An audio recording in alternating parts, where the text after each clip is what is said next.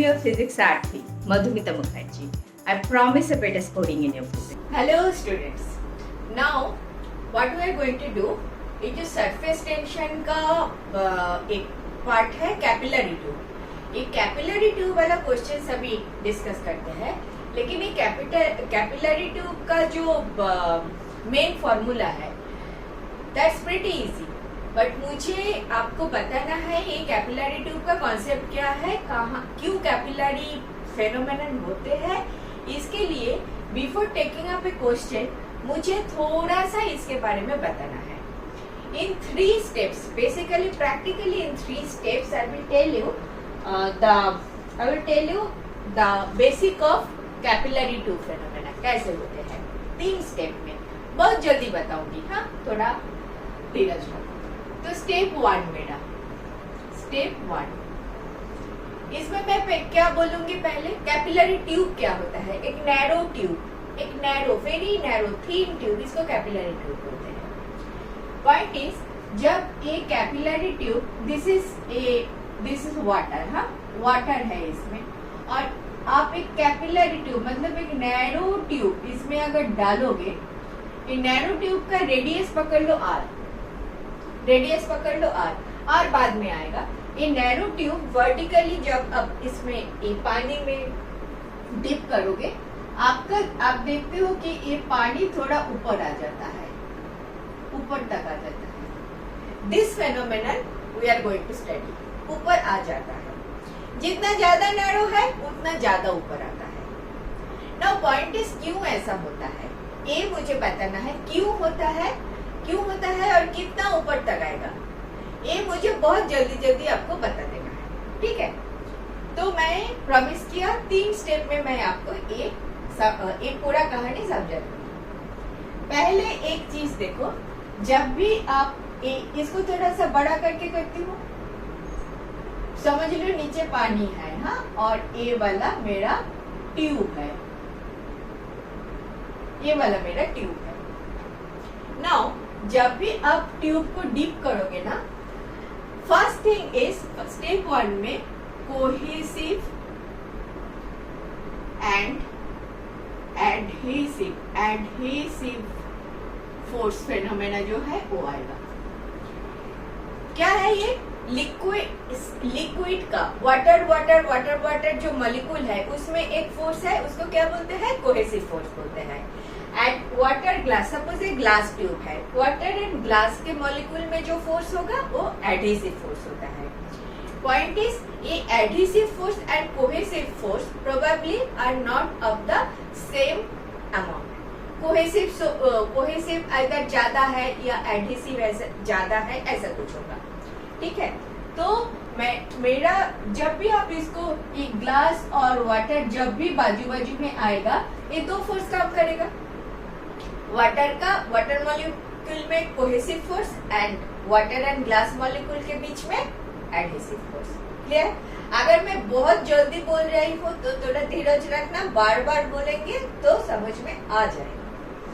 तो देखो, जब भी ये थोड़ा सा बड़ा करके करते हैं, ठीक है, ये मेरा ऐसे दिस ट्यूब समझ लो. तो जब आप डिप करोगे तो दिस इज योर वाटर का, वाटर ऐसे है. नाउ इसका कुछ रेडियस है, वो बाद में डिस्कस करते हैं. नाउ इन दिस केस देखो, this is glass and water molecule में एडहेसिव फोर्स हो रहा है. Adhesive force will be like this. ठीक है, एंड दिस इज एंटायरली नीचे पूरा के पूरा आपका वाटर है. वाटर में कोहेसिव फोर्स है, तो कोहेसिव फोर्स आपका ऐसे समझ लो काम करेगा. नाउ ये adhesive force, this is adhesive force, this is cohesive. एक बड़ा होगा, एक छोटा होगा, depending upon liquid, depending upon glass, और if it is anything else, depending upon the materials. ठीक है, नाउ ये 2 फोर्स का एक रिजल्टेंट फोर्स होना चाहिए. Now if the resultant force, suppose in this case resultant force is like this. आप parallelogram बना लिया, इसका डायगोनल बना लिया, this is your resultant force. कोई आपत्ति नहीं है, ठीक है। एडहेसिव फोर्स कोहेसिव फोर्स का रिजल्टेंट बन गया। अभी एक चीज समझ लो बहुत फटाफट कि कभी भी एक सरफेस है, कभी भी एक सरफेस है, सरफेस के ऊपर एक फोर्स है। ये फोर्स अगर सरफेस का परपेंडिकुलर है तो ये force then surface is in equilibrium. Surface के ऊपर कुछ मूवमेंट नहीं है, सरफेस का मॉलिक्यूल्स का कुछ मूवमेंट नहीं है। Suppose this is your surface and there is a force like this. ये फोर्स को आप दो कंपोनेंट में डिवाइड कर सकते हो। Suppose it is theta angle तो एंड दिस इज फोर्स, तो F cos theta and perpendicularly F sine theta. Correct correct correct. Theta के डायरेक्शन में कॉस कंपोनेंट आएगा। Because of this cos component, because of this component इधर जो molecules है, water molecules है, जो भी मॉलिक्यूल्स है वो मूवमेंट करेगा। तो this surface will not be in equilibrium. Point क्या है, अगर इस सरफेस को इक्विलिब्रियम में होना है तो इक्विलिब्रियम मतलब कुछ मूवमेंट नहीं है, तो इसके ऊपर जो फोर्स है that force must be perpendicular to the surface. Clear बात। तो अगर ये वाला आपका रिजल्टेंट फोर्स है, फोर्स रिजल्टेंट, एंड ये वाला एक सरफेस है, ये सरफेस में ये फोर्स ऐसा होना चाहिए ताकि force and surface is perpendicular to each other. Clear point. अगर ऐसा है तो इस पॉइंट पे ये वाला पॉइंट जो वाला पॉइंट वाटर मॉलिक्यूल जिधर ग्लास को टच कर रहा है वो वाला पॉइंट में कर्वेचर ऑफ द लिक्विड ऐसा होना चाहिए ताकि एफ आर से वो परपेंडिकुलर हो जाए। Clear point. तो आपका जब भी ग्लास डालोगे ऐसे आपका एक कटोरी जैसा बन जाएगा ऊपर वाला पार्ट में। समझ में आई बात? क्या बोला मैंने?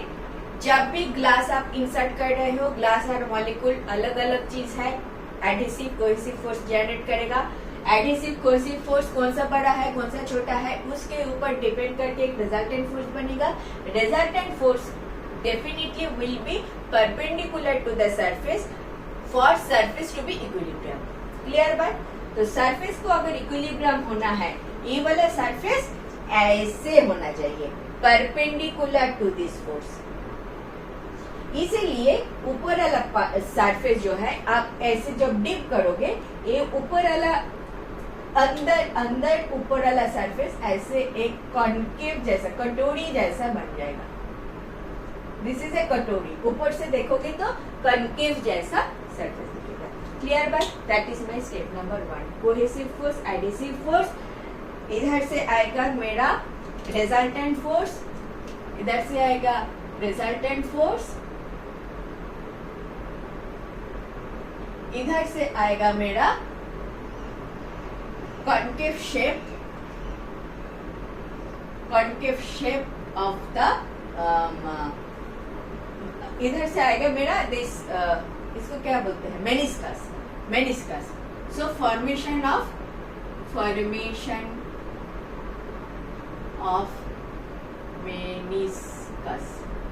मेनिस्कस किसको बोलते हैं?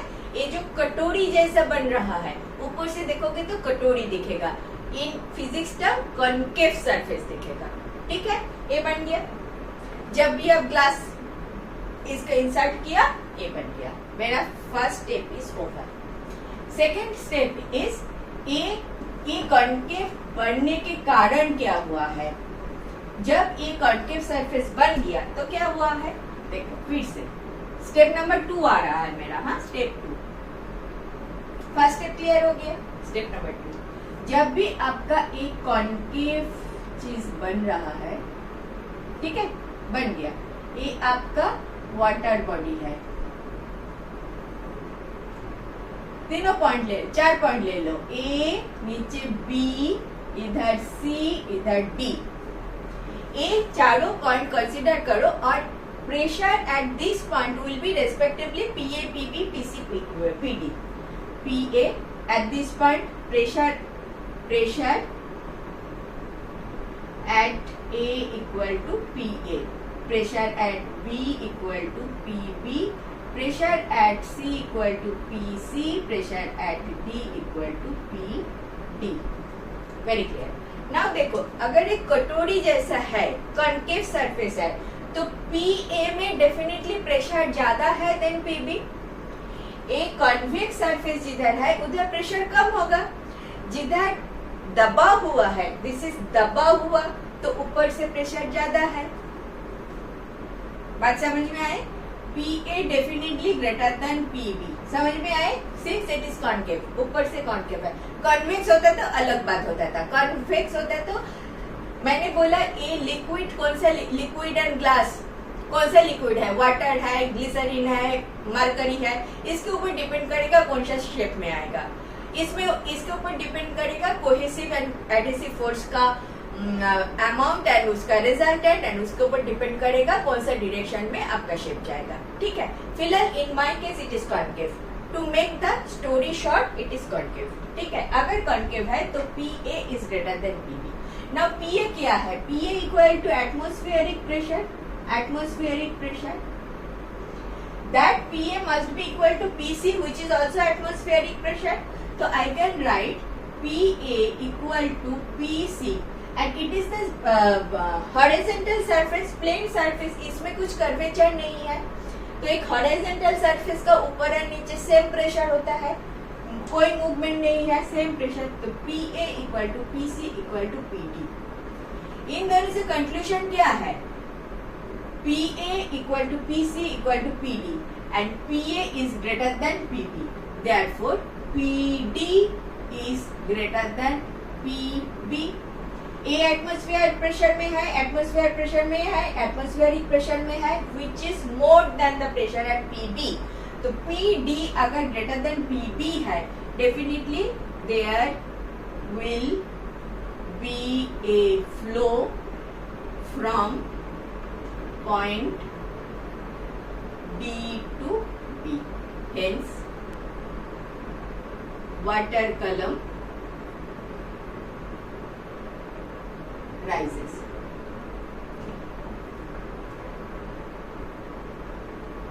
Water column goes up कर देती हूँ, goes up. ठीक है, ठीक है, ठीक है, ठीक है. This is atmosphere, atmosphere, atmosphere, which is more than PB. क्यों? क्योंकि A इधर दबा हुआ है, ऊपर से डेफिनेटली ज्यादा प्रेशर है, इसीलिए इधर से इधर फ्लो आएगा. सिमिलरली इधर से इधर फ्लो आएगा. Hence it will go up. Clear? Very clear. Step 2 तुम्हारा क्लियर है. अभी स्टेप 3 देख लेते हैं. स्टेप 3 में मैं बताऊंगी एक कितना ऊपर तक आएगा. ऊपर तो आएगा, ठीक है, समझ गए, ऊपर आएगा, चलो मान लिया. अभी ये कितना ऊपर आएगा वो भी देख लेते हैं. वो देखने के लिए हमें क्या करना पड़ेगा? सरफेस टेंशन का थोड़ा सा मदद लेना पड़ेगा. This is step 2, this is मेरा स्टेप 3. स्टेप 3 में क्या करेंगे? ऊपर आ चुके हैं. हाँ, दिस इज योर कैपिलरी. इधर आपका ऊपर वाला जो ऊपर से जैसे दिखेगा, ये आपका ऐसे मैंने क्यों किया, कारण है. ऐसे दिखेगा, ऐसे दिखेगा. क्लियर? आपका 3 डायमेंशनल ट्यूब है. ऐसे आपका ट्यूब है, ऐसे आपका ट्यूब है. क्लियर? और आपका ऊपर डाले से ऐसे दिखेगा. ऐसे पानी पानी डालना जरूरी नहीं है, अंदर पानी है. ठीक है. अभी देखो, अभी ऐसे शेप में ऊपर आया. अभी मुझे देखना है कितना ऊपर आएगा. सपोज इतना ऊपर आएगा. इतना ऊपर कितना है? ए वाला ऊपर क्या है? इधर से दिखाती हूँ.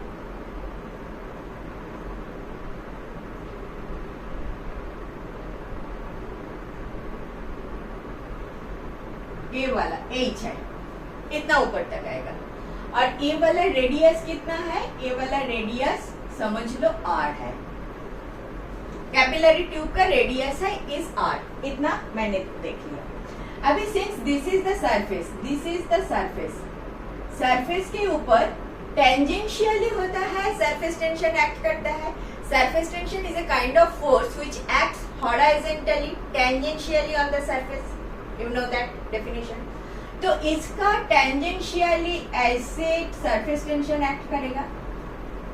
Tangentially with in the liquid मैंने इसलिए दिखाया ताकि मुझे इधर एंगल ऑफ कांटेक्ट बोलते हैं ना, एंगल ऑफ कांटेक्ट मुझे मिल जाए।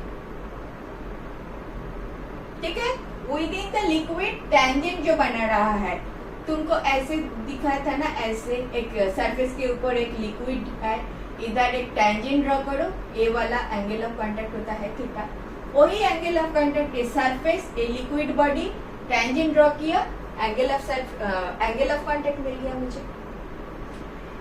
अभी ए वाला जो फोर्स लिक्विड सरफेस के ऊपर जो फोर्स है, टेंजेंशियल जो फोर्स है विच इज सरफेस टेंशन, ये फोर्स के कारण ये वाला जो ग्लास है, ग्लास तो मूव नहीं करेगा। तो ग्लास मूव नहीं कर रहा है, इसका मतलब glass is exerting an equal and opposite force, Newton's third law. Step याद रहेगा, न्यूटन्स थर्ड लॉ। अभी ये वाला अगर थीटा है, ऊपर वाला इज ऑल्सो थीटा। अगर ये वाला थीटा है, आपको पता है बार बार दिस इज मेरा टी, दिस इज मेरा थीटा, तो ऊपर क्या आएगा, T of cos of theta, इधर क्या आएगा, T of sine of theta, मालूम है। तो इस डायरेक्शन पे अगर आएगा T of sine of theta, ऊपर वाला डायरेक्शन पे आएगा T of cos of theta.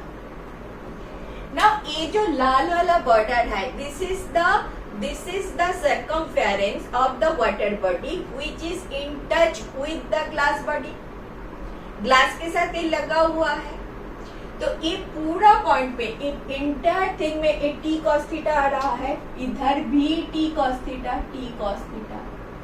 ये वाला बॉडी जो है ऊपर वाला दिखाया, हर एक पॉइंट पे टी कॉस थीटा आ रहा है। ये पूरा सरकमफेरेंस कितना है, 2 पाई आर है। अच्छा, और एक चीज देख लो, टी साइन थीटा इधर है, इधर भी है T sine theta.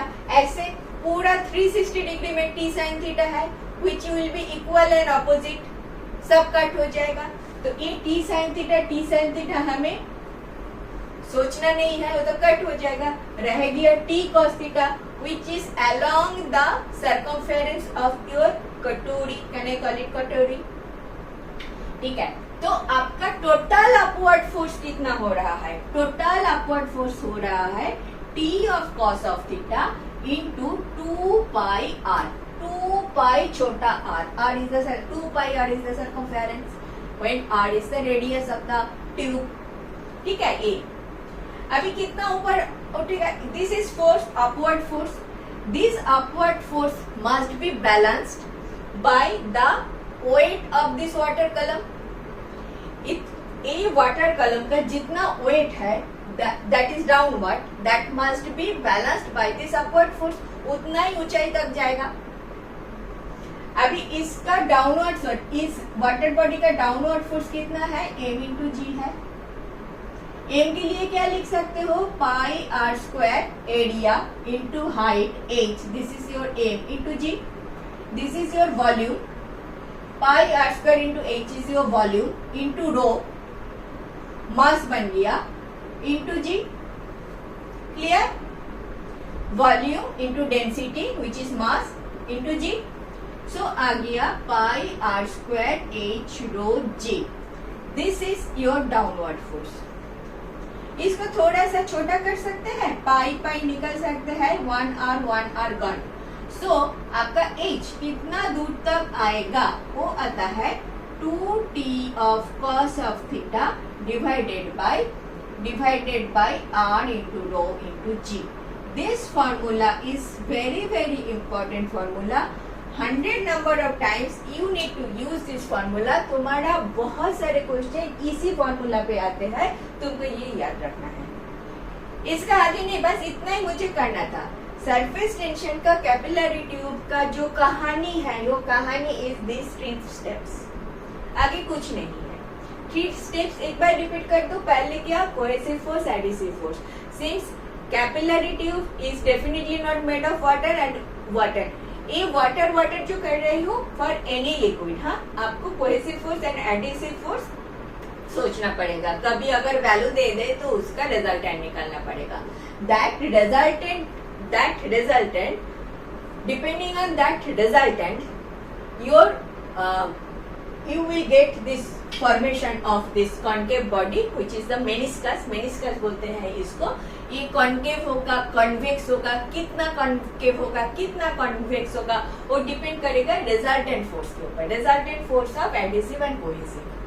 Once that कटोरी इज मेड, सिंस ऊपर वाला पॉइंट पे प्रेशर ज्यादा है बिकॉज इट इज कटोरी, द कॉन्केव साइड में प्रेशर ज्यादा है, कॉन्वेक्स साइड में नीचे साइड में प्रेशर कम है, एंड दिस ज्यादा pressure is equal to atmospheric pressure. This point सारे जगह पे एटमॉस्फेरिक प्रेशर है, नीचे एटमॉस्फेरिक प्रेशर से कम प्रेशर है, तो फ्लो करेगा लिक्विड, फ्लो करेगा सारी तरफ इधर से चारों तरफ से वाटर फ्लो करके ये वाला with in the tube, capillary tube का अंदर राइज हो जाएगा.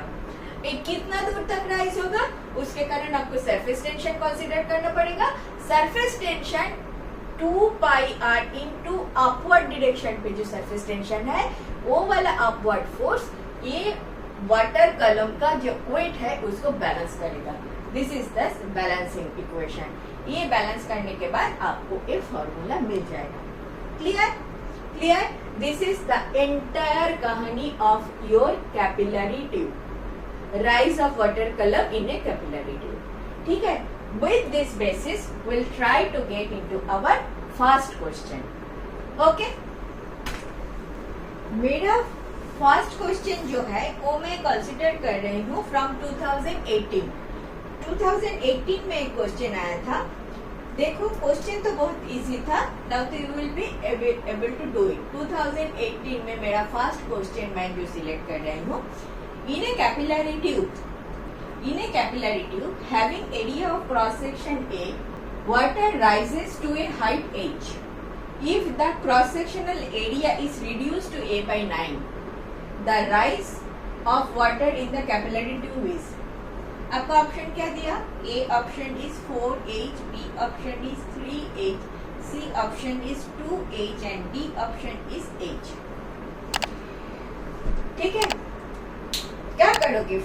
पूरा करोगे या जो इक्वेशन आपको चाहिए वो कर लेते हैं. थोड़ा सा इजी हो जाएगा. अगर आपको देखना है तो आप हमेशा देख पाओगे पीछे जाके. ठीक है.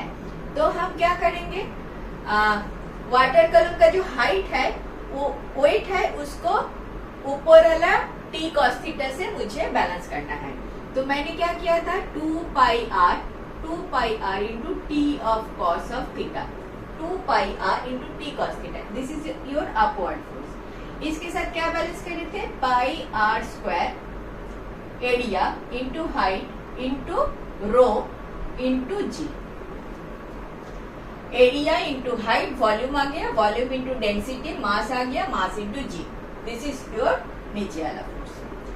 आपको बोल रहा है वाटर कलम कितना ऊपर जाएगा. ये तो बेसिक फॉर्मूला आपको समझ में आ गया अभी. ठीक है. तो आर निकाल दो, पाई निकाल दो, क्या रह गया?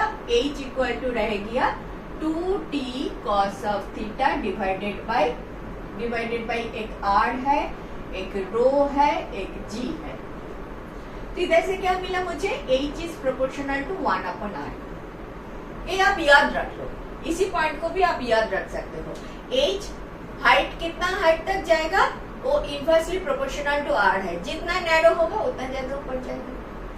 अभी मैं इसको h1 by h2 कर सकती हूँ, r2 by r1 डेफिनेटली कर सकती हूँ. दिस इज माय एक नंबर इक्वेशन. अभी मेरा कंडीशन क्या दे दिया? a1 by a2 दे दिया. मुझे बोला गया a1 by a2 equal to a divided by a by 9. Cross sectional area is reduce to a by 9. तो सेकंड केस में a by 9 कर दिया. तो दिस इज 9 हो गया.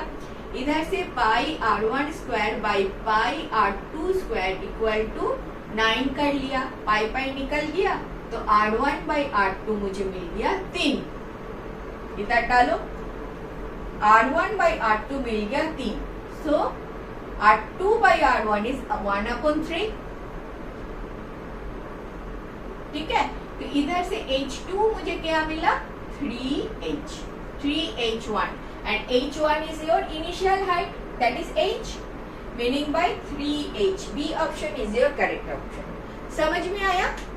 प्रीटी इजी था, प्रीटी इजी था when you know this formula, and this formula is also very easy, 2 pi r into t cos theta upward, total upward force balance करेगा mg को, mg मतलब volume into density, mass हो गया into g, mg downward force. इन दोनों को करके आपको कितना हाइट तक राइज करेगा जब आप थिन कर दोगे आपका ट्यूब को, वो वाला मिल गया। समझ में आया? क्लियर बात? Okay, thank you for watching. Last 20 years of questions I have explained like this. If benefited, do watch.